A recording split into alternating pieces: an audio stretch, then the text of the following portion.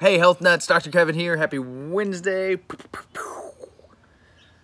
We were talking about your adrenals. We were talking about the HPA axis, the hypothalamus, pituitary, adrenal glands, and adrenal glands get all the blame. They get all the blame. Hey, you have adrenal fatigue. Let's treat your adrenal glands. Adrenal glands really are they just get a bad rap because they just do what you ask them to do, and unfortunately a lot of times you ask them to do too much, so you're taking them on a roller coaster ride. That's the question, and it's so common. It is so common, more common than I ever imagined. First of all, I'll say a lot of what I say today, some of what I say today, I'm not fully against these things. In fact, I partake of some of what you hear today that I say may be part of the problem. I will tell you that. It's just, what are you using these things for? So, the roller coaster, the common roller coaster. When you wake up in the morning, you're exhausted. You hit that snooze like 5 times, right? You can't get out of bed, can ya? Some of us can. But can you? Ask yourself this. That's the question. Can you get out of bed? When you've had your full night's rest, can you hop out of bed and say, I'm ready for the day? Can you do that? Or do you need to just keep hitting that snooze? Bop, bop, every 9 minutes, right? Sometimes I hit it once in a while. It's okay. It's okay to hit it. There's the first example. I utilize that snooze once in a while if I feel like I don't have to get up at that moment. But do you have to? Okay, and then when you get up, are you like not going to talk to anybody or incoherent until you have your first cup of caffeine explosion? Coffee. Okay, so that sends messages to your adrenals like, wake up! Actually, it's to your brain. The HPA axis, the hypothalamus, pituitary, adrenals, is this cycle, this system. And if the adrenals are activated, if they're working hard, they're releasing cortisol, and your hypothalamus and pituitary might want to shut it off, but they can't if there's just too much cortisol over the course of time. And again, don't blame cortisol, don't blame your adrenals, blame who? You. Okay? So that's the roller coaster in the morning, and then you might have to do that through half your day.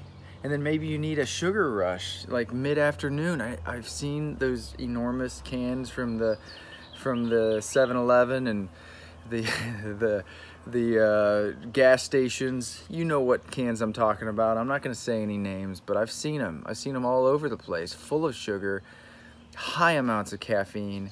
It's just to not just maintain that adrenal output, but surge it until you can like get home and relax, and then to turn off what you just flipped on high power all day. To turn off, what do?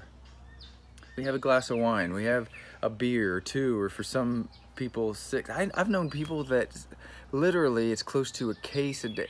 Let's not even get into that problem. But just to shut it off, sometimes we feel like we need a shut-off button, and sometimes alcohol is that shut-off button for all the caffeine and sugar that we've had throughout our day. And this is an extremely dangerous roller coaster ride for your adrenals, and the adrenals cannot get the blame. We can't start treating the adrenals. We have to treat our lifestyle.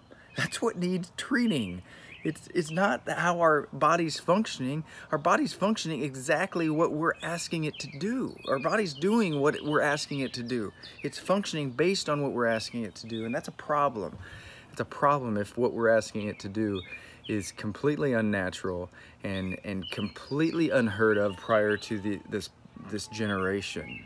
Okay? Our bodies aren't designed for some of these things that we're asking it to do, and I'm not against a coffee. I like coffee. I really enjoy the taste of coffee, and it's actually relaxing to me in the morning when I read. When I have my quiet time in the morning, I like coffee. But every once in a while, I go a period of time where I just have uncaffeinated tea just to make sure that I'm not dependent upon it. Am I getting headaches when I go without coffee? I'll test myself because I don't want that dependency. I like coffee because I like the way it tastes.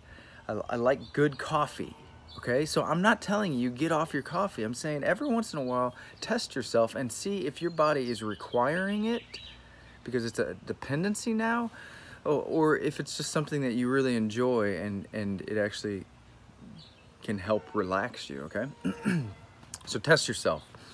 Same thing with alcohol. If you drink alcohol, test yourself every once in a while because these are very critical, crucial tests that we have to do for ourselves to make sure to see where we're at. Alcohol can get dangerous. I mean, one drink at night can lead to 2, can lead to 3, 4, and boom, all of a sudden it's a severe dependency that's wickedly hard to get away from. So test yourself regularly. Please, people, test yourself regularly on these things. So let's talk about how what are some other ways, like on those. Actually, this could be a daily thing, and it is a daily thing for me. But especially on those days that you test yourself, try some different avenues. In the morning, I will tell you, this is my wake up button.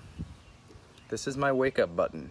Even if I don't need woken up, I like to just be fully aware, like fully focused, fully concentrated. Peppermint. It's cheap. This comes in like this starter kit with like 11 different oils of the most popular oils known to man. Seed to seal oils. This is Vitality, so you can actually ingest this. You could have a cup of water by your bedside, not plastic, by the way. Put it in glass or stainless steel.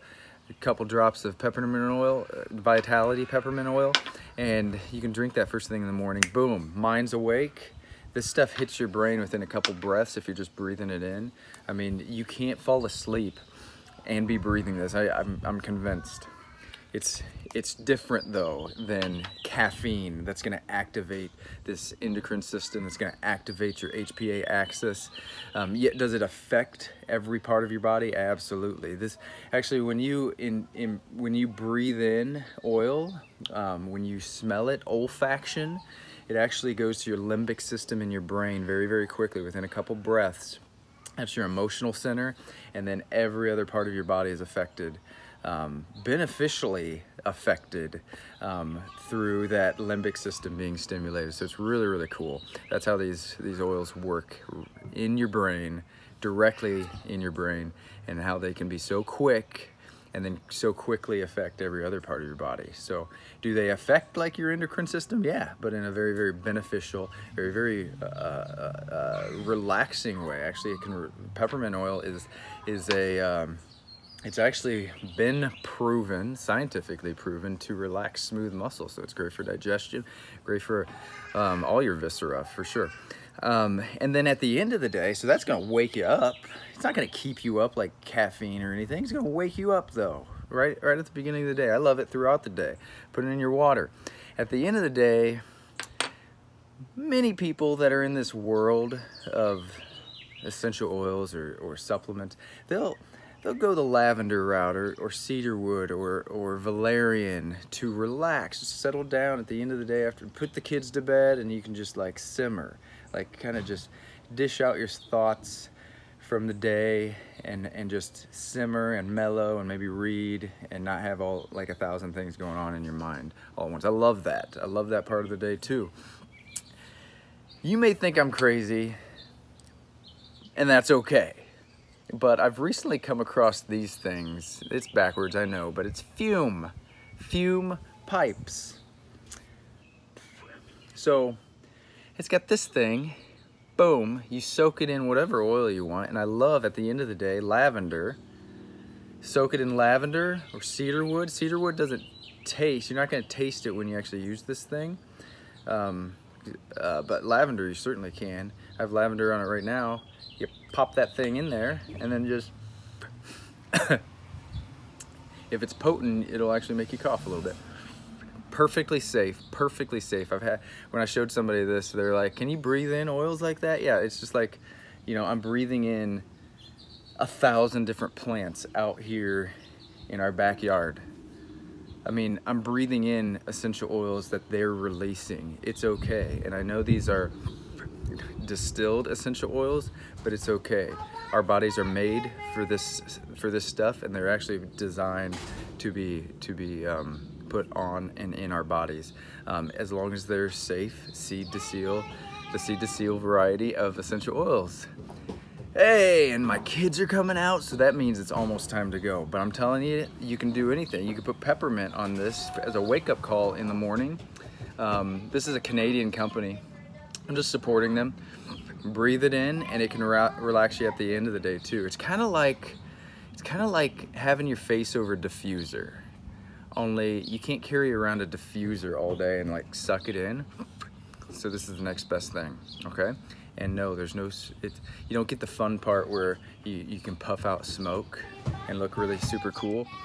It's just breathing in the oil, going right to that limbic system and affecting the rest of the body. Amazing stuff.